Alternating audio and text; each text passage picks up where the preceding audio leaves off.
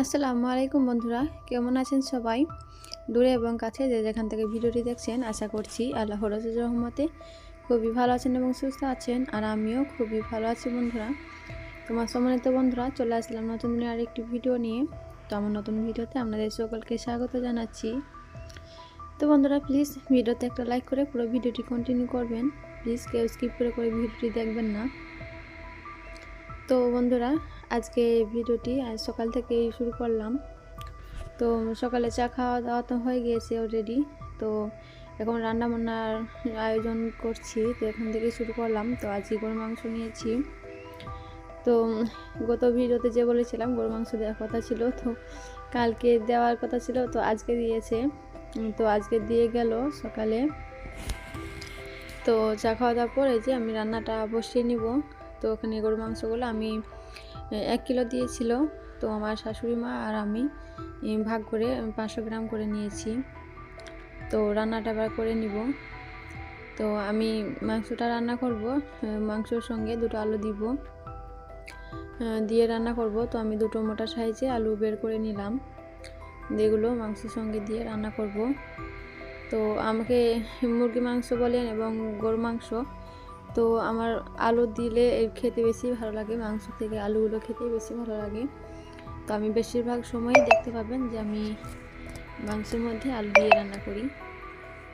তো কাদেরকে এরকম আমার মতো মাংসের সঙ্গে আলু দেওয়া পছন্দ, কমেন্ট করে জানাতে ভুলবেন না। আমি দেখতে চাই আমার দলে কে কে আছেন। তো আমি তো বেশিরভাগই এভাবে করে মাংসের সঙ্গে আলু দিয়ে রান্না করি। তো এই যে আমি 2টো আলু বের করে নিয়েছি এবং পরিমাণ মতো পেঁয়াজ, একটা টমেটো, কাঁচা লঙ্কা সব নিয়েছি, আদা রসুনও বের করে নিলাম। এখন সমস্ত ছিলে রেডি করে নিব। তো আমার মাংসটা তো বানানোই আছে। তো এখানে আলু 2টো ছিলে কেটে নিব। তো দেখুন বন্ধুরা, কত মোটা মোটা আলু। তো দেখে বোঝা যাচ্ছে না যে এর ভেতরে এরকম খারাপ আছে। তো এই যে দেখুন কীরকম দাগি ধরা। তো বাদ দিয়ে 2টো আলুর মধ্যে এরকম ছিল। তো 2টো আলুর মধ্যে অর্ধেক করে বাদ গিয়ে একটাই হয়েছিল ধরতে গেলে। তো দেখুন এত সুন্দর সুন্দর আলু, ওপর দেখে বোঝাই যাচ্ছে না। তো এরকমই মানুষের জীবনেও, তো কারো ওপর দেখে, মুখের কথা দেখে তার সম্পর্কে বিচার করা, মন্তব্য করা উচিত নয়। কার মনে কি চলছে এটা কেউ আমরা ধরতে পারি না। তো এই যে দেখুন আলু, তারপরে অংশগুলা ভালো ছিল। তো আমি যেটুকু ওরকম দাগ ধরা ছিল সেগুলোকে কেটে দিলাম, তারপর বাকিগুলো নিলাম। তো আলু 2টো তো আমার বানানো হয়ে গিয়েছে। এখানে আমি পেঁয়াজগুলোকে কেটে নিচ্ছিলাম। তো এই স্বার্থের দুনিয়ায় সবাই নিজ নিজ স্বার্থে ঘুরে বেড়াচ্ছে, নিজ নিজ স্বার্থ। কেউ কারোর স্বার্থ ছাড়া কাউকে ভালোবাসে না, কথাটা একদম খাঁটি। স্বার্থ ছাড়া কেউ কাউকে ভালোবাসে না, স্বার্থের কারণে একে অপরের কাছে ছুটে বেড়ায়। তো কার মনে কখন কি যে চলে, কে কিভাবে অপর ছলনায় কথা বলে, এগুলো কেউ ধরতে পারি না। তো আর সেসব বিষয় আর নাই বা বললাম। তো এদিকে আমার মাংসগুলো সমস্ত কাটা বাছা শেষ, তো ধুয়ে নিয়ে চলে এসেছি এবং আলুটাও ধুয়ে নিয়েছি। এখন আমি মশলা করে নিচ্ছি। তো এখানে দিলাম 2 টুকরো তেজপাতা দিলাম ধুয়ে, তারপরে এখানে 2টো এলাচ, 2টো দারচিনি, 2 টুকরো, তারপরে লবঙ্গ, এখানে আদা রসুনগুলো আমি শিলবাটায় পেস্ট করে নিয়ে এসেছি। তারপরে এখানে 2টো কাঁচা লঙ্কা দিলাম, টমেটো এবং পেঁয়াজগুলো সমস্ত দিয়ে নিচ্ছি। দেখে মশলা করে নিব এখন। তোমরা দেখতে থাকুন বন্ধুরা। আসলে আমি সেরকম কারো সম্বন্ধে কিছু বলতে পারি না। তো আমার যেটুকু মনে হলো সেটুকুই বললাম। তো আমি অত ভালোভাবে গুছিয়ে কথা বলতে পারি না। তো কথার মধ্যে যদি কেউ ভুল ত্রুটি পেয়ে থাকেন, যদি কারো মনে কষ্ট লেগে থাকে, খারাপ মনে হয়, তো ক্ষমার দৃষ্টিতে দেখবেন, ক্ষমা সুন্দর দৃষ্টিতে দেখবেন, ক্ষমা করে দিবেন। তো আমি যেরকম পারি সেরকম আমি ভয়েস দেওয়ার চেষ্টা করি। আমি অত গুছগাছ করে কথা বলতে পারি না। তো ভালো লাগলে অবশ্যই পাশে থাকবেন, লাইক কমেন্ট শেয়ার করবেন এবং নতুন বন্ধু হয়ে থাকলে চ্যানেলটি সাবস্ক্রাইব করে আমার পাশে থেকে যাবেন। তো এই যে এদিকে আমি মাংসগুলোকে সমস্ত মশলা করে নিলাম। এখন রান্নার পালা, তো আমি চুলায় রান্নাটা করে নিয়ে আসবো। তো এই যে এখন আমার অলরেডি রান্নাটা হয়ে গিয়েছে। তো এই যে দেখুন কত সুন্দর কালার এসছে, অনেক সুন্দর করে আমি মাংসটা কষিয়ে রান্না করে নিয়েছি। মশলা করার পর আলু এবং মাংস সমস্ত মশলা দিয়ে আমি কষিয়ে নিয়েছিলাম। তারপরে পানি দিয়ে আমি খুব ভালোভাবে সেদ্ধ করে রান্না করে নিয়েছি। তো মাংসটা খেতে অনেক টেস্ট হয়েছিল, খুবই মজা হয়েছিল। তো এখন আমরা গোসল করে খাওয়া দাওয়ার পালাম। তো এই যে এখন আমরা গোসল করে চলে এসেছি। এই যে দেখুন এখানে আমি ভাত বেড়ে নিয়েছি এবং আলু মাংস বেড়ে নিয়েছি। তো এখন আমরা মা ছেলে মিলে খেয়ে নিব। তো বন্ধুরা, ভিডিওর এই পর্যায়ে এসে যদি এখনও একটা লাইক না দিয়ে থাকেন, প্লিজ একটা লাইক করে দিয়েন। এবং যে সমস্ত প্রিয় আপুরা এখনও মনোযোগ সহকারে পুরো ভিডিওটি দেখছেন, তো আপনার কাছে অনুরোধ রইল বাকি অংশটুকু সম্পূর্ণ ওয়াচ করে দিবেন। প্লিজ কেউ স্কিপ করে দেখবেন না, সবাই ফুল ওয়াচ করে দিবেন।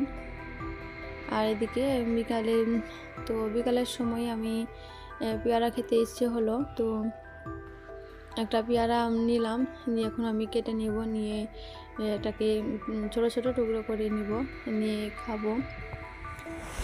তো সারাদিনে তো প্রচণ্ড খাটাখাটনি কাজকর্ম করে বিকালে একটু বসবার সময় পাই। তো এখন একটু বসেছিলাম, সমস্ত প্রিয় আপুদের ভিডিও দেখছিলাম। তো বসে ভিডিও দেখা হবে এবং পেয়ারা খাওয়া হবে, খেতে ইচ্ছে হলো, তো আমি কেটে বেছে নিচ্ছি। তো আমি কাঁচা লঙ্কা ধনেপাতা বেটে ঝাল করে খাওয়ার ইচ্ছা ছিল। তো যেহেতু বাবু আছে আমার কাছে, তো আমি এভাবে করে খেলে ও আমারটাও খেতে চাইবে। তো নিজের ইচ্ছে বিসর্জন দিয়ে আমার বাবুর ইচ্ছেতেই আমি শুধু ছোট ছোট টুকরো করে কেটে শুধু নুন মাখিয়ে মা ছেলে মিলে পেয়ারাটা খেয়ে নিব। তো এদিকে আমি খুবই ভালোভাবে পেয়ারাটাকে ধুয়ে নিয়েছি, নিয়ে ছোট ছোট টুকরো করে কেটে নিচ্ছি। তো আমরা দেখতে থাকুন বন্ধুরা।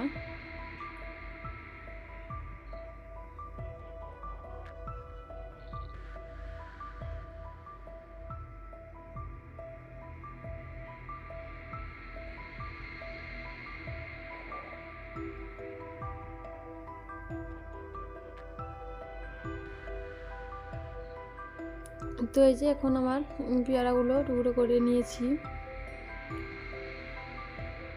তখন আমি নুন দিয়ে দিব। এই যে দেখুন আমি পরিমাণ মতো অল্প একটু নুন দিলাম, দিয়ে মাখিয়ে মা ছেলে মিলে বসে পেয়ারা খাবো আর ভিডিও দেখবো।